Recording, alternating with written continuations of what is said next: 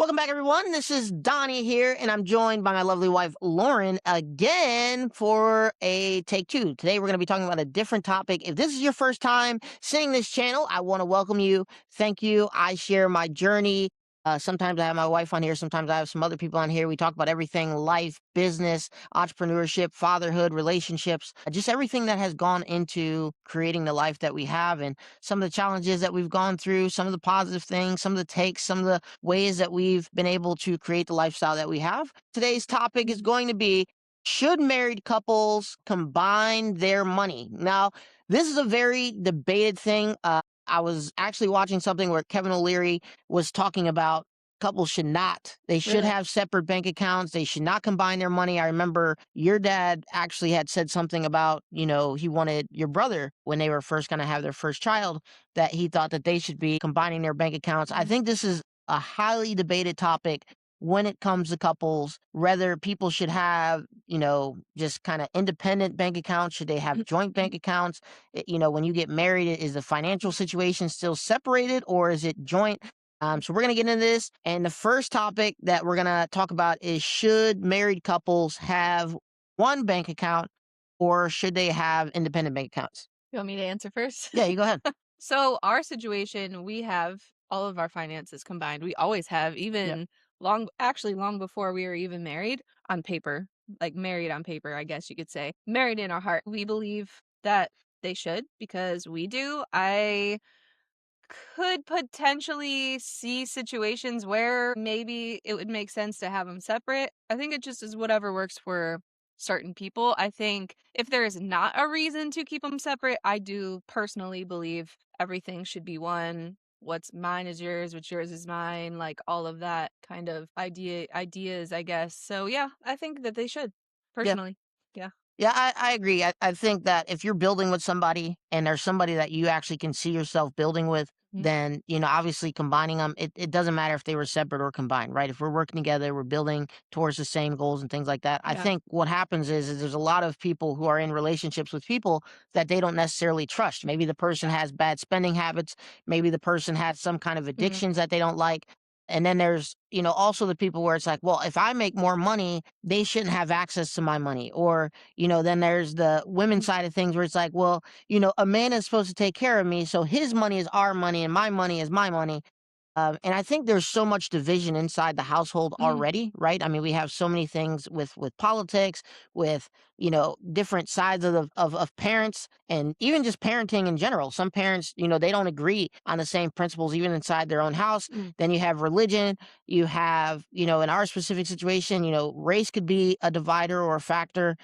The type of food people eat could be a factor. The type of lifestyle one person may want to have versus what the other person wants to have or believes their lifestyle should be. So there's already so much in a Mhm. relationship and inside of a household that's divisive. And so when people, want to have their money split, I just think it adds another point Yeah. of divisiveness.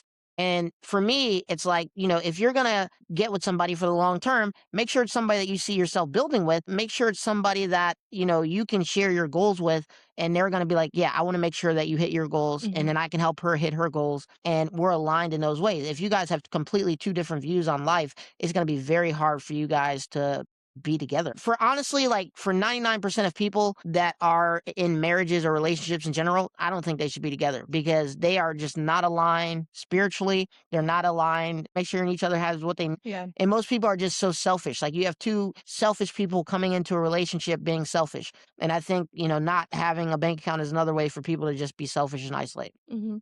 So, should the person who makes more money have more say? So essentially, this question, when I think about it, is saying, should the person who makes the majority of the money, should they have more power over the Mm. person who makes less money? I want to say it in that way because it is power, right? People give money this like power, this enhanced power. And I don't believe money has any power other than the power we give it. And especially when you're with your spouse, if you give money more power than your Mhm. spouse, if you give more money power than your relationships and things like that, then for me, it's like I don't need to be in that relationship. And it's Yeah. easier for me not to be in a relationship and focus on the money. That I was trying to think if I could think of any situation where Well, I feel like one, person who maybe makes more would have more say, but I don't think It kind of goes back to your last question, like, are you a team? Are you working together?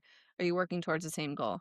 So, Yeah, I think it's also looking at, okay, if you have a mom that stays at home and you have the dad is the one that's working and bringing home the money. If we're just looking at the money yeah. as the value and the power, then is what the mom doing worth anything? A lot of people don't No, value no, what I'm the saying, mom is yeah, doing. that's Yeah. what I'm saying. A lot of people do put more power to the Oh, the 100%. Yeah. money versus all the other work, unpaid work, I guess, that is going into the relationship All right. as a whole. So next, let's talk about how much financial privacy should spouses have? So should your spouse Mm. know what you earn? Should they know what you owe?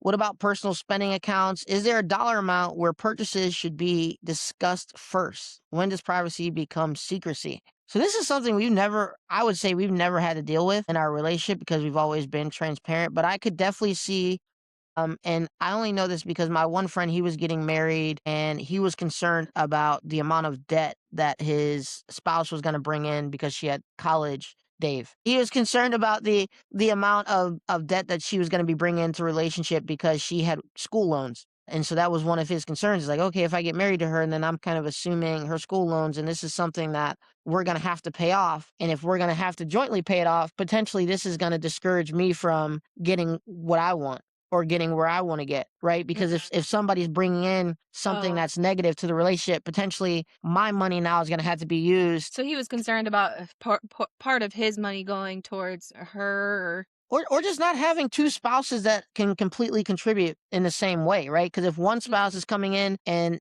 half of their money's Mm, going towards paying off old debt, and only mhm. half of their check can go towards maybe saving for a house, saving for kids, and Yeah, stuff like that. It's relying on the other one to yeah. kind of use their money to do it. Mm. But I once think again, it I don't think that's a team. that's why, and even reading those questions, like, should your spouse know what you earn?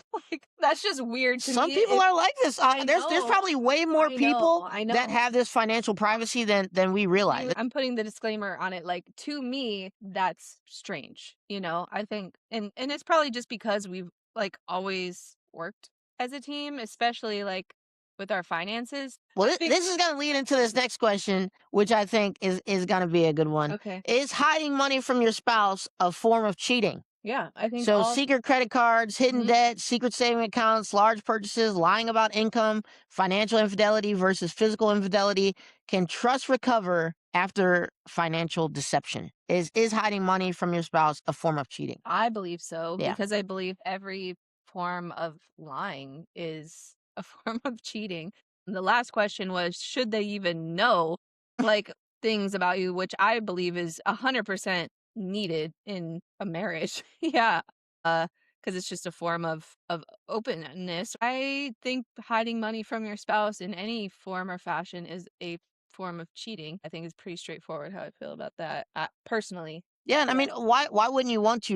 Like I said, I think it goes back to that team. If you guys are genuinely working on a team, why would I want to do something that's going to throw our team off from Yeah. achieving the goal? And so my thing is it can change the goalpost. Like, let's say somebody was making more money than what they were willing to share with their spouse, and maybe our goal was we want to buy a house one day. Okay, we could be getting closer to that goalpost if you would just be honest about the money, or maybe there's a debt Mhm. situation where somebody's hiding this debt and it's like, okay, well, we could pay these things off and that would allow us to move forward a lot Yeah. sooner. So, for me, it's cheating in the sense that we're in a partnership Stop. together and we're supposed to be focused on growing and going towards the same goalpost. How can you do that if you don't have Yeah. all the things, all the information available to you Exact to make decisions? I mean, obviously when you're making financial decisions, you're basing it on what's available to you information wise. And so if you don't have all the readily available information, Yeah. you can't make smart decisions. So I mean, even withholding from your spouse, it's kind of withholding from the relationship, and ultimately it's withholding you guys from being able to Growth. achieve your goals. Yeah. 100%. Yeah. Well, the way we live is our however you choose and however your situation. But I mean, hiding, that's a whole different thing to me. It's like, why would you even want a spouse that you have to hide anything from? Yeah, it's definitely cheating. So the last thing we're going to tackle is what actually matters more, joint accounts or shared goals. And I think this is looking at ultimately what is most important to you. And if you find yourself looking at, we need to have separate accounts. My income needs to be separate. My income or my money is used for me.